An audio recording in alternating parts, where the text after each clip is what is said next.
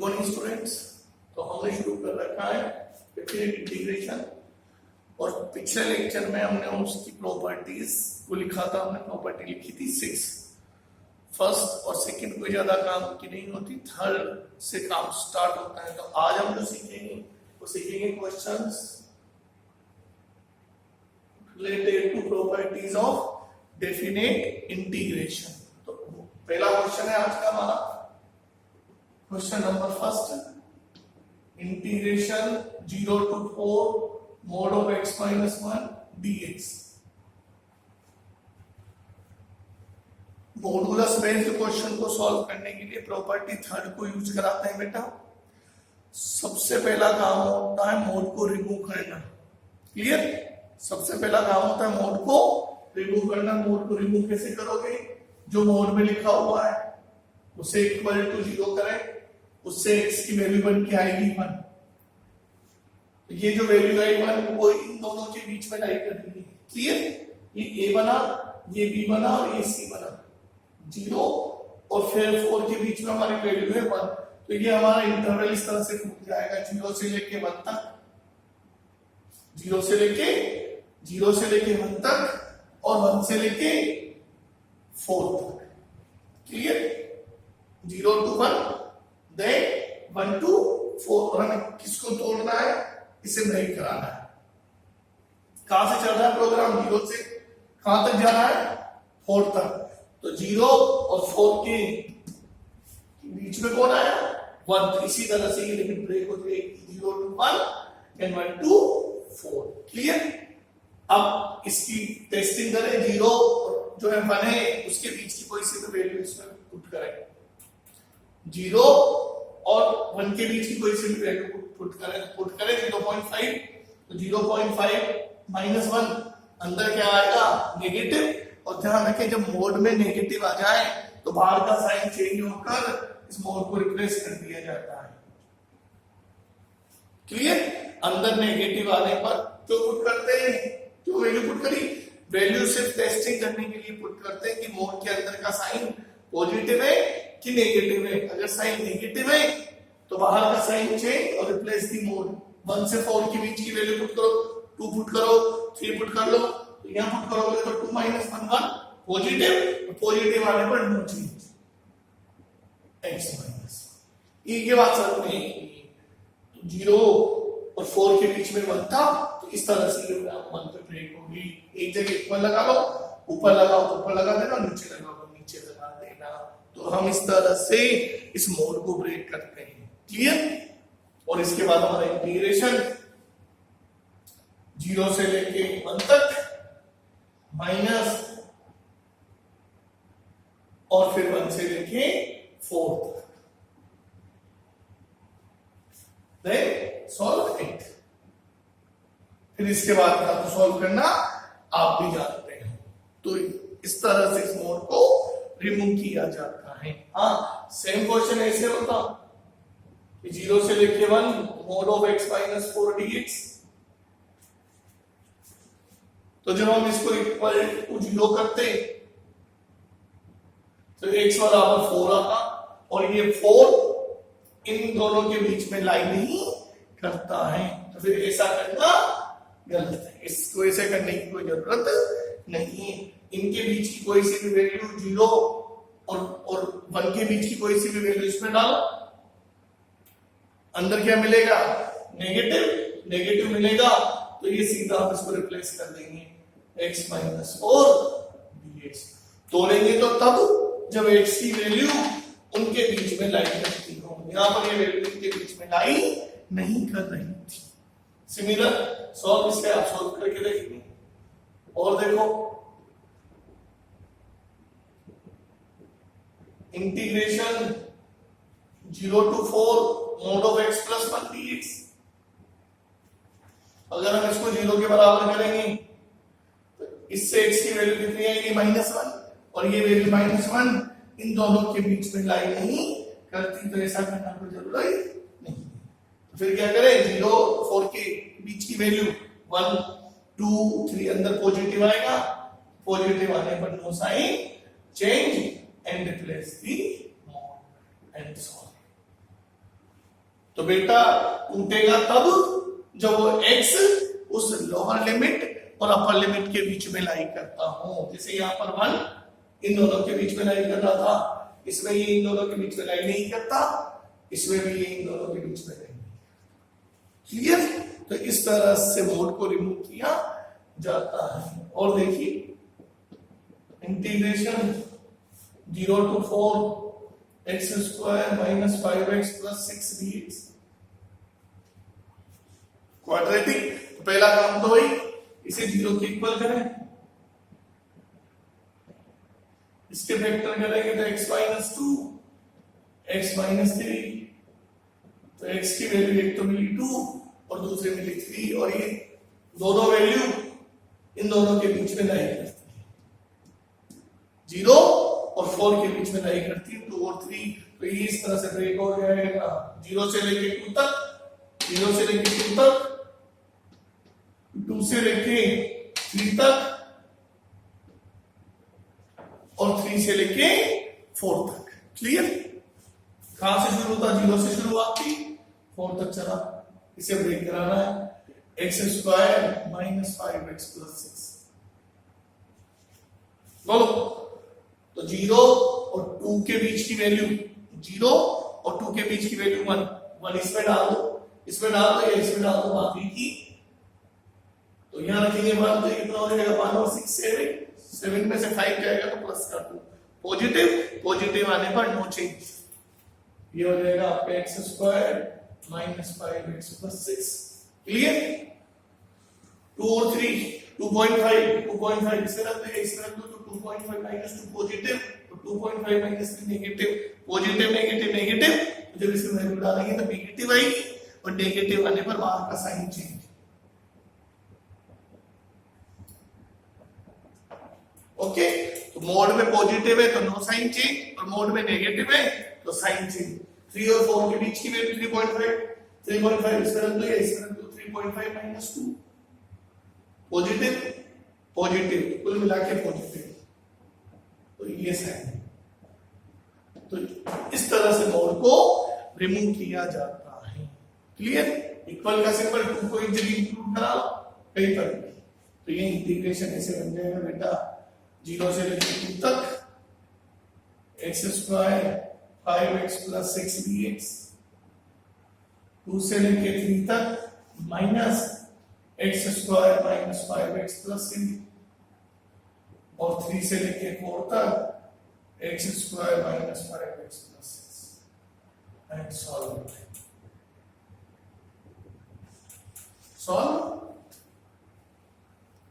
तो इस तरह से इस मोड को रिप्लेस किया जाता है।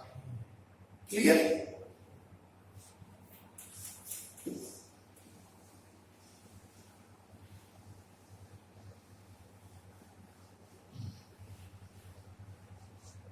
मेरे कहने का मतलब ये हुआ कि अंदर अगर वैल्यू पॉजिटिव है तो no sign change and replace mode.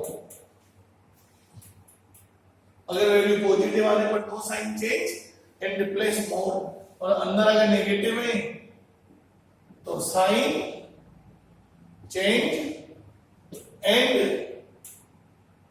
Replace mod. तो हम वैल्यू इसलिए डालते हैं उसकी टेस्टिंग करने के लिए। टेस्टिंग में पॉजिटिव है बेटा तो नो साइन चेंज, और टेस्टिंग में नेगेटिव है बेटा तो फिर sign change and replace the mod. तो हम इस तरह से जो मोड वाले क्वेश्चन होंगे उन्हें हम सॉल्व करते हैं। Clear? Number question 5, integration 0 to 4 GIF 0 to 4 ये क्या कहलाता है? हमारा ग्रेटेस्ट इंटीजर फंक्शन GIF। तो इसे सॉल्व करने के लिए इसकी लिमिट प्रत्येक इंटीजर पर ब्रेक की जाती है। GIF फंक्शन को सॉल्व करने के लिए उसकी लिमिट को हर इंटीजर वैल्यू पर ब्रेक किया जाता है। अगेन रिपीट, GIF में लिमिट्स को प्रत्येक इंटीजर पर ब्रेक किया जाएगा। कैसे ब्रेक करोगे? 0 से लेके 1 तक, 1 से लेके 2 तक, 2 से लेके 3 तक और 3 से लेके 4 तक। 0 से चल रहा था 4 तक। क्लियर? इसके बाद में क्या करते हैं, 0 और 1 के बीच की वैल्यू यहां पुट करो। हमेशा वैल्यू बीच की डालना। 0 और 1 के बीच की वैल्यू 0.5, 0.5 इसमें रखेंगे, उसका आंसर आएगा 0। 1 और 2 के बीच की वैल्यू रखो यहाँ पर, आंसर आएगा 1। 2 और 3 के बीच की वैल्यू रखो यहाँ पर, आंसर आएगा 2। 3 और 4 के बीच की वैल्यू रखो यहाँ पर, आंसर आएगा 3। कारण क्या है? क्योंकि हम इसके बारे में ये जानते हैं कि 1.1 1 के इक्वल होता है, 2.1 ये 2 के इक्वल होता है, 3.1 3 के इक्वल होता है, 4.1 4 के इक्वल होता है। समझ गए? ये रीजन होता है। तो GIF की लिमिट प्रत्येक इंटीजर वैल्यू पर ब्रेक की जाती है। इनको एक जगह इंक्लूड करा लो, कई फर्क नहीं। क्लियर? और इसके बाद क्या हो जाएगा, ये इंटीग्रेशन 0 to 1 0, 1 से 2 1, 2 से 3 2 और 3 से 4 3। ये तो 0 हो गया, इसका हो जाएगा x, इसका हो जाएगा 2 वहां 2x, 3 वहां, इसका x, ये कितना हो जाएगा 2 - 1 2 3 - 2 3 4 - 3, तो 1 2 3, आंसर इज 6। तो GIF फंक्शन की लिमिट प्रत्येक इंटीजर पर इस तरह से ब्रेक की जाती है। क्लियर? तो इस तरह से प्रॉपर्टी नंबर 3 को यूज कराया जाएगा।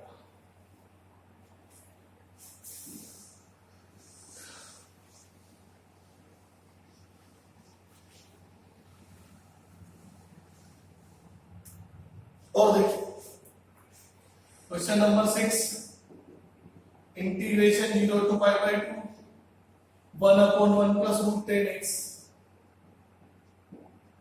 dx। ओके, सबसे पहले इसको चेंज करा लो साइन कोस में। इसे क्या लिख सकते हैं हम, साइन अपॉन कोस। ओके, एलसीएम ले 0 to π/2 cos x plus sin x। First of all, change sin and cos, and then used by property number 4। क्या थी property number 4? 0 to a fx dx equal to 0 to a f of a minus x dx। use property number 4। okay, integration 0 to π/2 root cos π/2 minus x cos π/2 minus x sin π/2 minus x। Okay, तो p formula कुछ नहीं करती, p वो हमारे लिए support होता है, जो कि इस डेफिनेट इंटीग्रेशन का मेन पार्ट है। तो जहां पर x लिखा हुआ है फंक्शन में, उसे x की जगह क्या पुट कर दिया, π/2 minus x। सॉल्व करें 0 to π/2, ये कितना हो जाएगा sin x, ये sin x plus cos x। Okay, और ध्यान रखें जिस पर P4 यूज करा है उसे नंबर 1 दे दे, और आफ्टर P4 जो बन गया है उसे number 2 they they. Okay, 8 first and second, तो I plus I plus I 2I, दोनों की लिमिट सेम है, 0 to π/2, दोनों का फॉर्मूला डिनोमिनेटर सेम है, sin x cos x। यहां से क्या बचेगा, cos x, इधर से क्या आएगा sin x। बेटा इस तरह से हम P4 को यूज कराते हैं। जहां पुराने तरीके काम नहीं करेंगे वहां P4 काम करेगी। किसी भी डेफिनेट इंटीग्रेशन के क्वेश्चन को छोड़ने से पहले कि नहीं आ रहा तो एक बार P4 जरूर यूज कराने की आदत डाले। ये सेम टू सेम है, 0 to 5/2, इससे ही कैंसिल dx,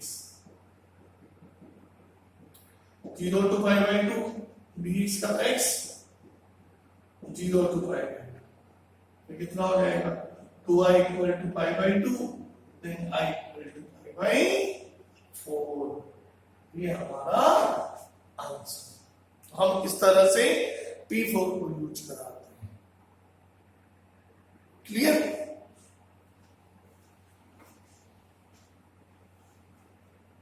और देखिए question number 7, integration 0 to 5/2 log 10x dx, log 10x dx by P4,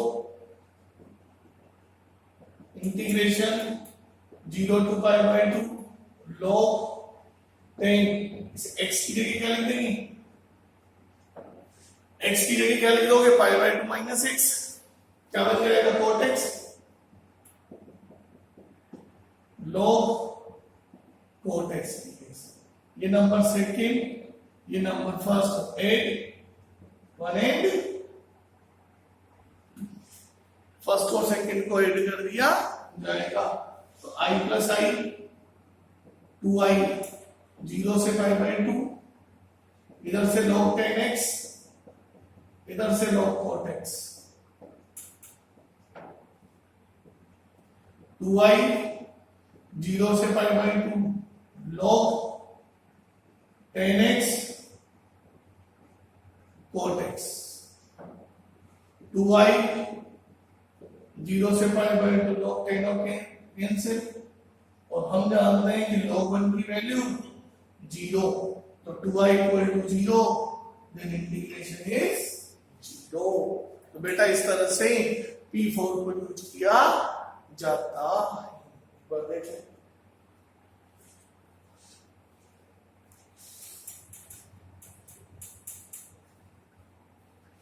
तो ध्यान रखिए, जनरली जिस भी क्वेश्चन में आप अटके उसमें एक बार P4 को यूज कराने की कोशिश करें। कुछ और भी क्वेश्चन हम इसके हमारे अगले नेक्स्ट लेक्चर में देखेंगे। Thank you.